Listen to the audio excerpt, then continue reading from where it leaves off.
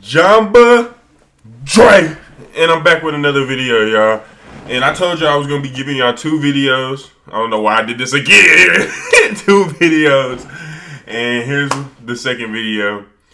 I tried recording another video for y'all, but I got clickbaited, and I sat there for 15 minutes, and it was ass. I'm gonna be real with y'all. So hopefully this video is like good. This is a longer video. And we're going to get straight to it. We're going to switch over. New tech. And we're going to get into it. Now, this video may be inappropriate for some users. So, click off, man. If you can't handle this, click off. But this video is called Abandoned Car in Woods Leads Cops to Killer's Secret Graveyard. So, I don't know what's going to happen, but shit. Let's get into it.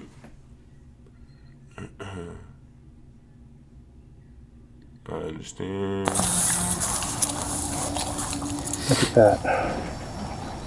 These officers just found an abandoned car in the middle of the forest. They don't know it yet, but in a few minutes, this very car will lead them to the most horrifying discovery of their lives. Hey, look at this. This looks like a grave. Less than a mile away, under a pile of leaves, officers find a deceased, decomposing body of a missing mother.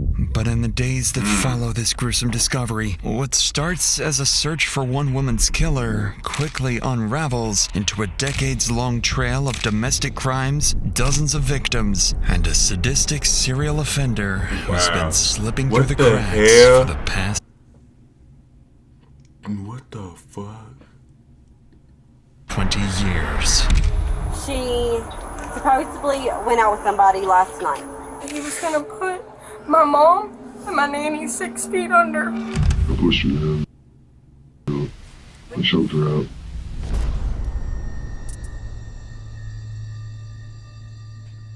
The video link will be in the description. The original video if you want to watch it.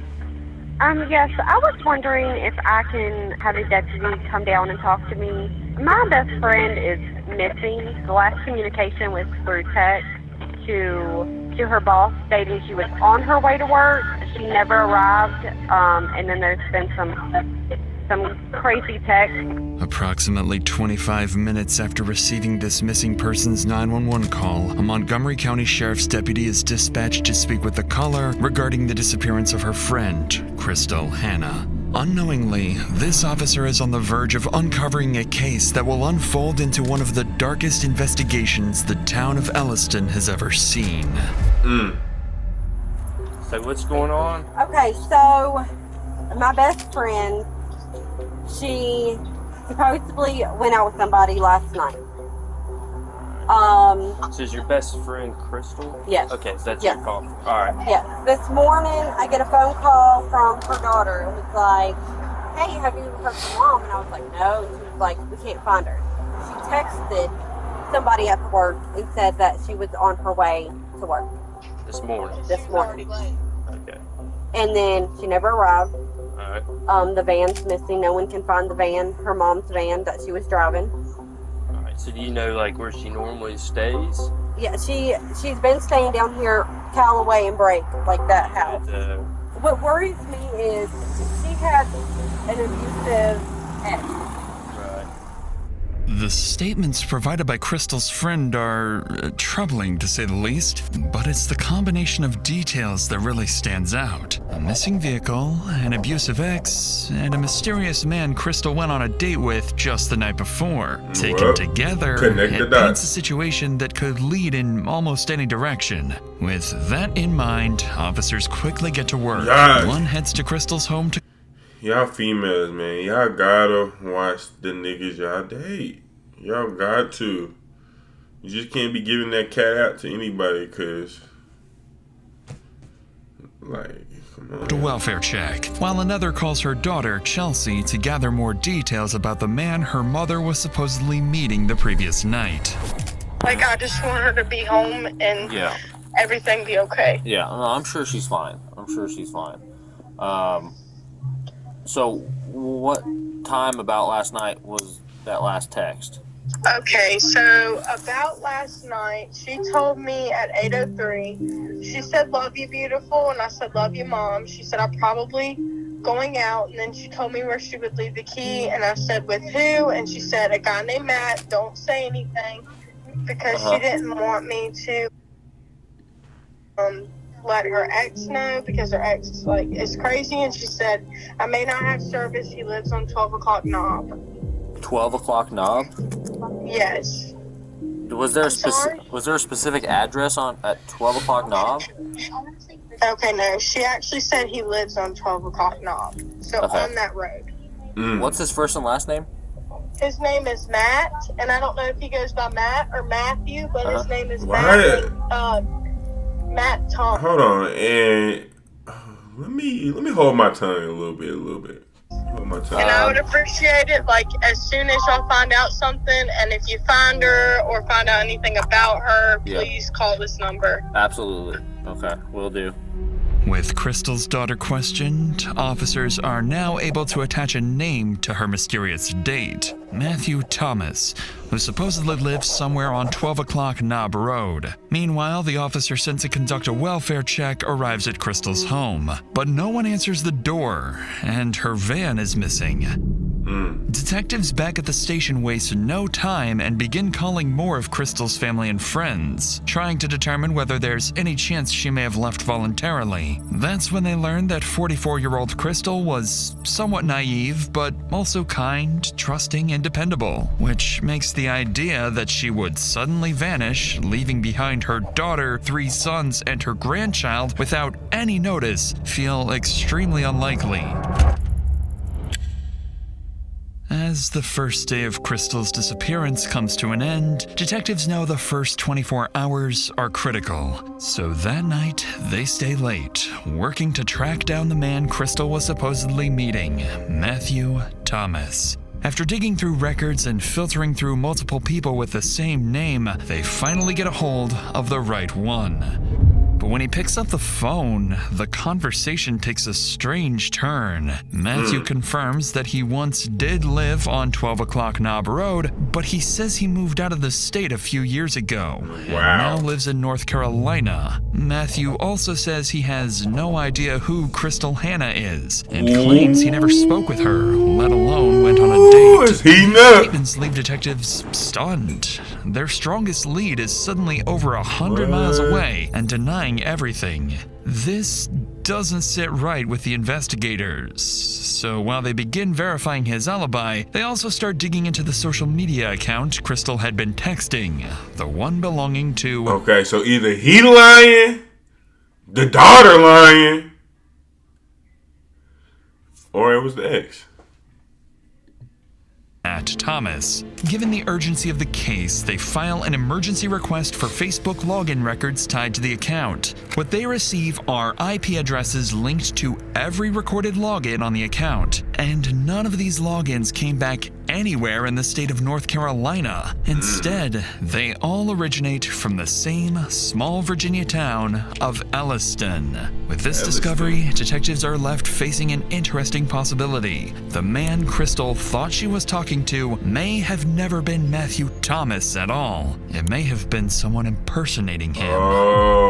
With that theory in mind, officers request Crystal's phone location data, and when it comes back, it starts to confirm exactly what they feared. Because the final ping from Crystal's phone comes in at 9:50 a.m. on a stretch of road called Peddler Road, just 3 miles away from the home of Crystal's ex-boyfriend, James Hunter Stollard.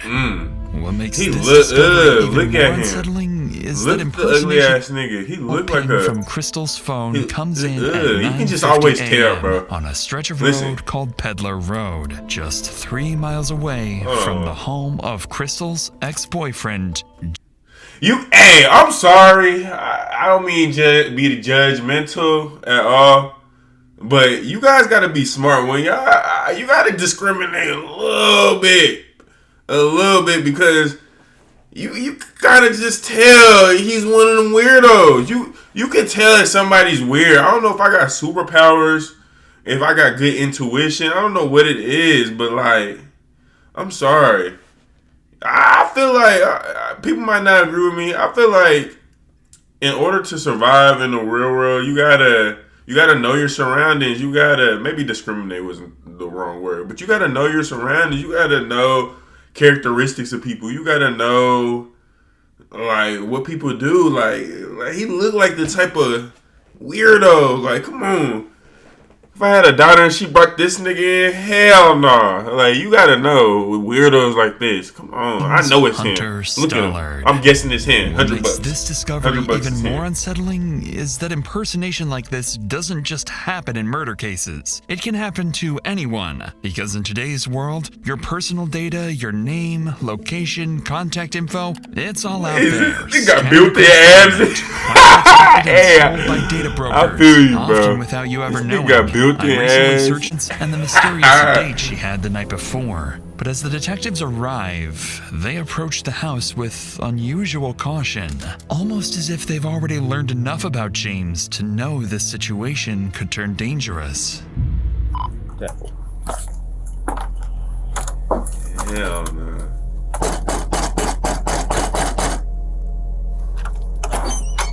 Hey, Hi. James. Yes, sir. Hey, it's Deputy Kuzma with Montgomery County Sheriff's Office. How you doing tonight? How you doing, Good. James? I'm Investigator Marshall. I'm coming out with him. I understand you had some patrol guys talk to you earlier today. Yes, sir. Is that about Crystal? Yes, sir. So we're taking this thing pretty serious, you know, because it's not common for her to go off and be gone for any extended period of time when you guys were together, was it? What do you mean? Like, would she go off the grid and turn her phone off and Oh, yeah, she did all she would do that?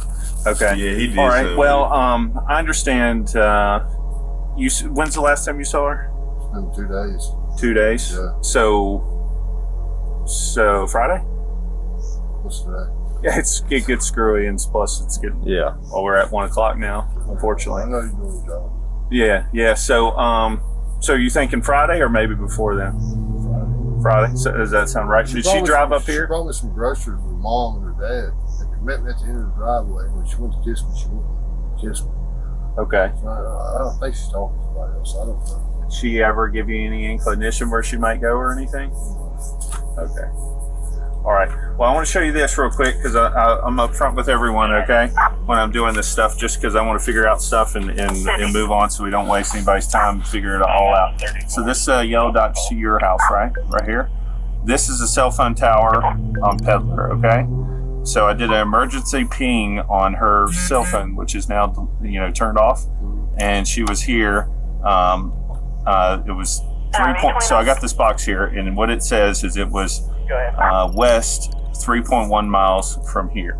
So I put this box so it's easy to see, and exactly 3.1 miles to your house here. She was here this morning. 24 hours. This morning at 9 o'clock. So not 24 hours. Yesterday was the last time I thought. I know that nigga is sick. What was that?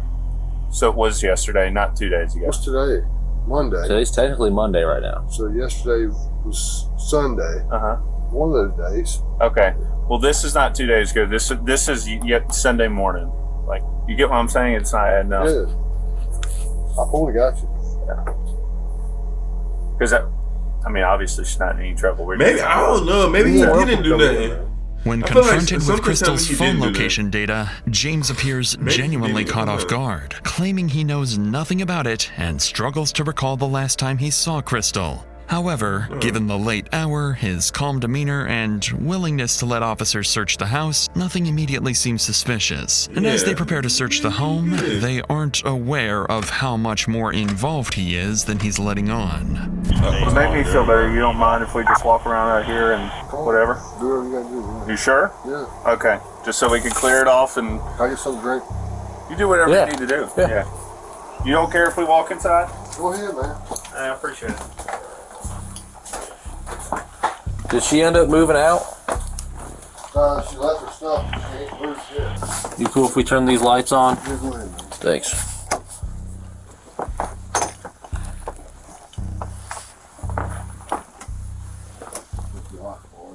Yeah.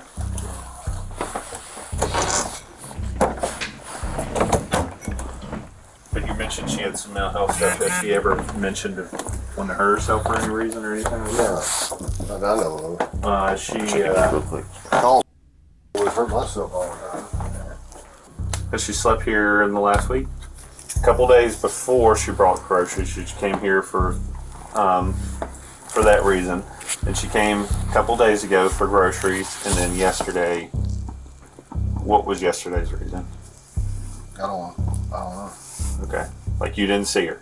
No, she must have just stopped and used her phone and took off. That's all I know. 'Cause I never seen her. Okay. I appreciate you being so cooperative with us, and letting us mark this place off and things like that. And all right, thank you. Thanks, man. We'll see you next time. Hey, he a little too car. He like, yeah. Doesn't reveal These niggas anything don't know important, and James's questioning provides no immediate cause for concern.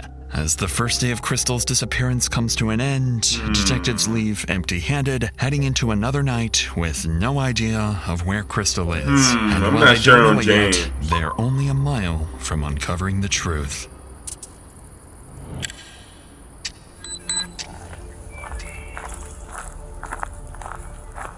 Damn, not even It's 4 5 hours a.m., later. and Officer Richard just arrived to investigate a call about an abandoned car found in the middle of the forest. At first glance, it doesn't seem unusual. Vehicles are often dumped in remote areas after being stolen or used in other crimes. But this time will be different, because they're about to find exactly where Crystal had been all this time. So, R.I.P. I just ran the number plate, and it comes back to the missing woman from yesterday, Crystal Hannah. Let's not touch anything for now. We should call for backup. Upon running the license plates of the car, officers realize this isn't just a simple case of an abandoned vehicle, because this very car belongs to no one else but to Crystal Hannah. Detectives and backup units are called in to secure the area and search for any sign of Crystal. They split into groups, looking for any indication of where she might have gone. That's when 2 officers notice blood stains on the leaves not far from the car, and just beside them, drag marks in the ground. Without hesitation, they follow them. Hey, look at this. Looks like a grave. The hell? 1050R, I think we found the missing woman. This looks like a fucking grave. Wow. Just 100 yards from Crystal's car, officers stumble upon something deeply unsettling. A small steep made with leaves, with a rock and a couple of flowers set on top of it. A forensic team is called in immediately, and as they begin uncovering the leaves, they're prepared for the worst.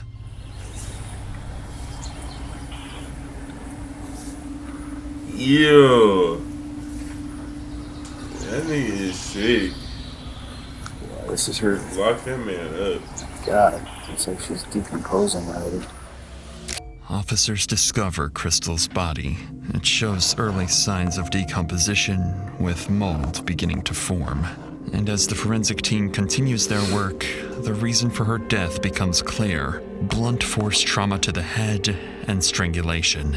He was beating her with that fucking tool in the beginning. Lock his ass up. A homicide investigation. As officers and the forensic team continue Lock that securing the nigga area, up, man. theories about Crystal's death begin to form. She was trusting and kind by nature, and with the possibility that she was catfished by someone impersonating Matt Thomas, investigators begin to suspect she may have been lured and killed. As officers work to collect evidence and secure the scene, a man arrives claiming to own the property where Crystal's body was discovered. At first, nothing seems out of the ordinary, but in reality, this man already knows the person responsible for Crystal's death. He just doesn't know it yet.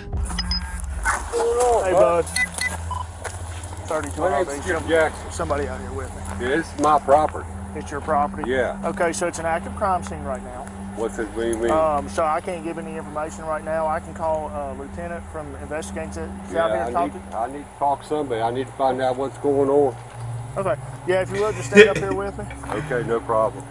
And what'd you say your name was, sir? My name's Skip Jackson. Deputy Wills. Nice to meet you, sir. Nice meeting you, sir. I appreciate everything you guys do. Yes, sir.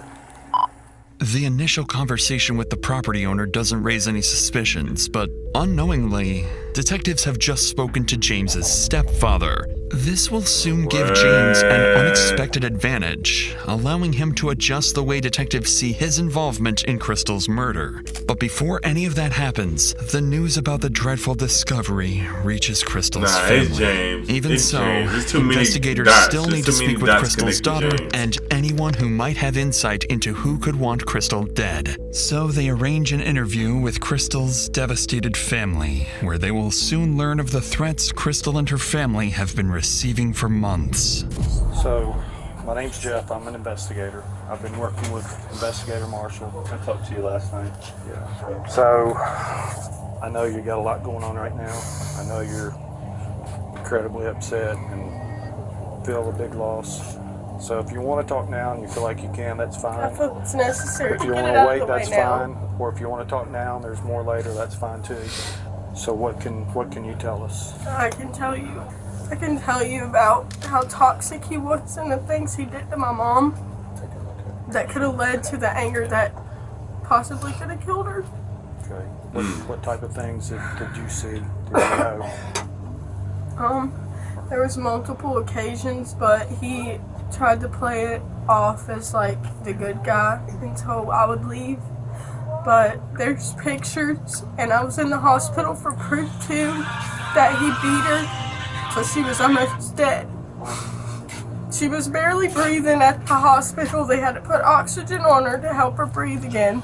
And see, and she had bruises all over. In cases like this, I feel like when stuff like this happen, bro, we gotta take this more serious. These little just restraining orders and shit, that shit don't be doing nothing. Especially after 2-3 times a girl going through the same thing. Like, there gotta be stricter punishment so they don't get to this. Because she should have never lost her life if they would have handled it after the first time. I already know this was this is probably like a multiple domestic violence case. Like, it led up to this. Like, they could have stopped it when it was down here. And the last time I seen her, Hunter left a bald spot because he ripped her hair out. He's chipped her teeth. He's physically put his hands on her and hit her face into the concrete. And another thing, where is the males in her family? Where are y'all? It's like, man. Put his hands on me, tried to drag me out of the house. He's tried to destroy everything we have. He told my mom that he wishes she was dead multiple times in front of me. And then sounded very evil with it. Almost like a laugh, thinking it was funny that he was gonna kill her. He's even threatened us. He said we was all gonna pay. He said that, yeah, he did say we were all gonna pay and that he was gonna put my mom and my nanny 6 feet under. Talking about me and her. Yeah. Was that text My messages? mom and my grandmother. I erased my text messages. But it was from text messages? Okay. Clearly devastated, Crystal's daughter barely holds herself together. But despite everything, she and other relatives provide new, strong leads pointing serious allegations towards James that detectives simply cannot ignore. And although Matthew's alibi has not yet been confirmed, the statements they just heard officially turn James into their prime suspect. As the day goes on, officers prepare and gather evidence for James's arrest planned for the next day. But then around 5 a.m., they receive a strange call from James himself. Deputy Kuzma. Yeah, hey, what's going on, Stallard? We talk? Yeah. In person? In person? Yeah. Yeah. Let me, be at the house still? Yeah. Following James's request, investigators rush to his house, already suspecting the reason behind it. With Crystal's body now discovered, James knows he's likely becoming one of the main suspects. So when he hears from his stepfather that the body has been found, he decides to solve the case in the most unexpected way. He gonna try to make up a story, watch. Nah, James, Hey. you're not believing that shit, man. What's going on? Damn, that nigga outside, he was ready. What's up? He been rehearsing this. Yeah. He been rehearsing this. He ready. Let's hear this shit, James. Well, Okay. He drunk. All right. Uh-huh. He's drunk, so he's just drunk talking. This nigga gonna be sick as hell when he wake up in that jail cell tomorrow. He'll be like, my dumb ass told them everything. You're drunk dumb ass. Yeah, you're gone, man. Yeah, I get you. and got on the phone. Uh-huh. Started beating on me. I started beating him back, and I fucked up. Okay. It's true. Okay. What'd you do? I heard him. Yeah? That's alright. Just be honest She with was me. talking 500 months, dude. Uh-huh. Okay. I put a ring on her finger in January. Mm-hmm. I don't know. Okay. I couldn't get to her since Yeah. I couldn't. Where's she at now? She's dead, man. Out of nowhere, James confesses to He confessed me. Crystal. They didn't even. Hey, I don't even think they released that, my boy. Put your hands behind your Whatever back. detectives were expecting to hear, it probably wasn't an outright confession, especially after he had successfully deceived them the day before. To investigators, it appears as if James's guilt and remorse have finally caught up to him, pushing him to confess to the murder. However, this will soon turn out to be a part of his new strategy, one meant to minimize the weight of his crime and gain empathy with a single goal, shifting blame and reducing his charges to the minimum, something investigators will soon discover he has managed to accomplish many times before. For now, though, James is detained and placed in the back of a patrol car before being transported to the local police department for a formal interrogation. But before questioning begins, the lead detective takes time to prepare. He finds out that James's history of domestic abuse dates as far back as 2004. Over the years, he's been involved in multiple cases involving girlfriends, including felonious assaults, aggravated malicious wounding, and repeated violent behavior. In 2013, James even assaulted his own mother during an argument over a chainsaw, calling her slurs before knocking. Yeah. If a nigga can hurt his mama, he can do anything. That's a dangerous nigga. If a nigga was running around, did it say he was running around with a fucking chainsaw with his mom? What is wrong with this nigga? James, if I... Boy, I'll put some hands on James. What is wrong with this nigga? He chased his mom with a chainsaw? History of domestic abuse dates as far back as 2004. Over the years, he's been involved in multiple cases involving girlfriends, including felonious assaults, aggravated malicious wounding, and repeated violent behavior. In 2013, James even assaulted his own mother during an argument over a chainsaw, calling her slurs before knocking her to the ground and forcing her face into the dirt. A few years later, he got into a confrontation with Crystal's daughter and managed to manipulate the situation so thoroughly that he was documented as the victim in the police report. Repeatedly facing only minor repercussions despite the severity of these incidents, it becomes clear that James is a skilled manipulator and that his relationships are defined by control and abuse. That impression only deepens when detectives speak with Crystal's co-workers, and it becomes clear that Crystal was no exception. By now, the detective understands exactly who he's dealing with. A highly manipulative, violent man with a documented history of abuse and a pattern of evading accountability. Basically, what I'm doing, or what we're doing here, is just having a conversation with you to kind of figure out what happened, and kind of, you know, sort of your explanation of how things went about. When she came and she made me a love loved on me and stuff. And then when I got her phone, she started acting belligerent. Okay. Now, is this Saturday morning, or is this some other time, or? Yeah. Okay. And she started acting belligerent. What does that got to do with you killing her, bro? I got on her fucking and she got violent and shit. I guess I got violent with her too, and it hurt me. I ended up hurting her. I knew she'd be looking cheating on me. I just didn't have any proof. She wouldn't tell me. Nobody tell me. That man, that don't give you an excuse to kill her. And being with somebody for 10 years and finding out that they're I messing put a ring around on her on you. finger in January, and she left for 2 months, and come back, and then left, and come back, and left, and come back, and left, and she left her shit there. Like, her stuff's been in my house the whole time she's been gone. I've had nothing but her in my house. You know, I didn't even want to go in my house. Yeah. You know what I mean? Still standing. You know, I starved. I probably lost 50 pounds. And the whole time she's just running around being a fuck.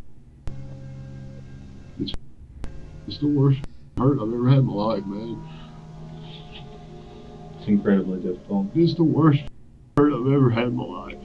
Because I loved her with everything Man, I that had. detective don't care about none of that. You trying to pull. It's like I was loving the fuck. He just want his confession so he can go home. I don't understand it. I've done everything I did. That nigga looking at him like, man. They put her name across the side of my fucking This sick Just motherfucker. scared the fuck. It's the worst fucking hurt in the world, man.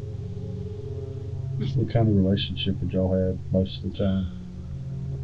It was very toxic, but I ain't never loved somebody as much as I loved her. You know what I mean? I don't understand it. You didn't love her enough, man. You loved her, you wouldn't have killed her, man.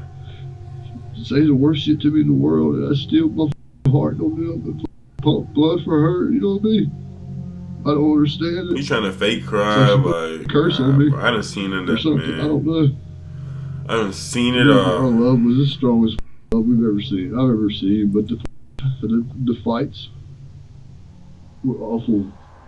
Just as detectives anticipated, James tries to cast himself as the victim, but unfortunately for him, detectives have already done their homework and know exactly who they're dealing with. So they stay calm and act understanding, because what matters most now is getting James to provide as many details as possible about the day of Crystal's death. However, while investigators prepared for more manipulation attempts, James is about to do the exact opposite.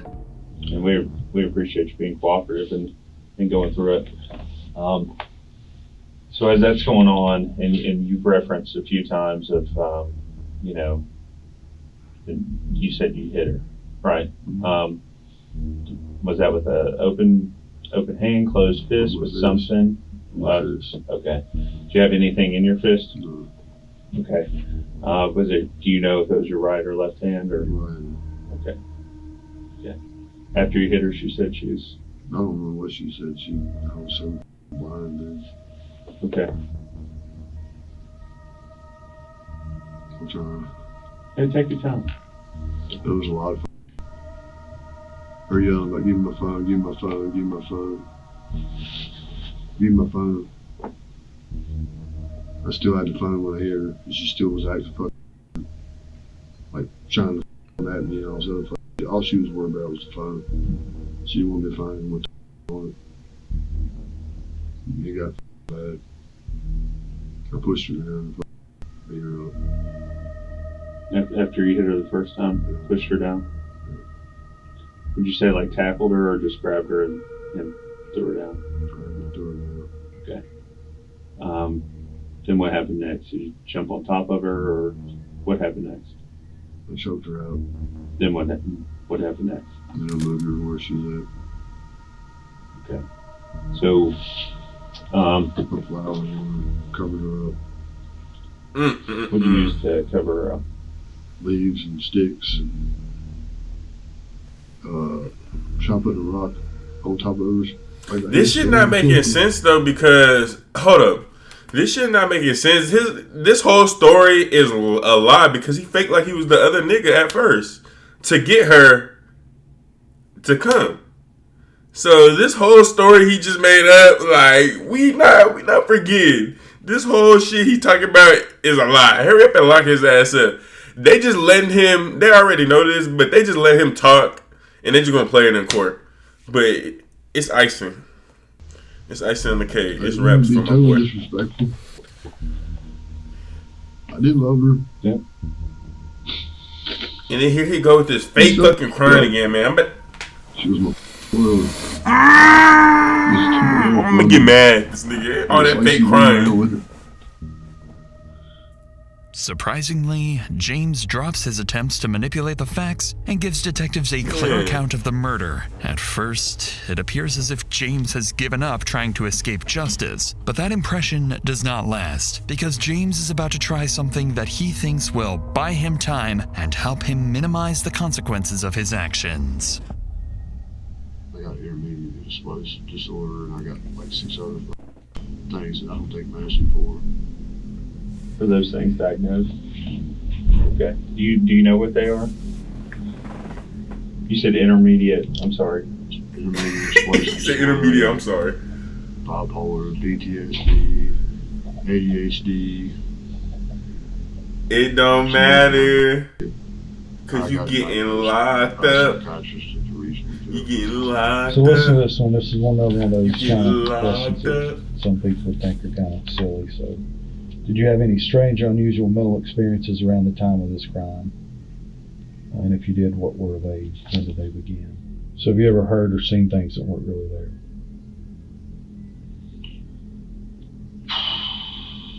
I've heard He talking about many things, but I don't ever see shit. You're getting locked up, my boy. It's an all-time thing. I don't speak to a doctor. A doctor? Yeah. You should have been did that. Like a psychologist or somebody?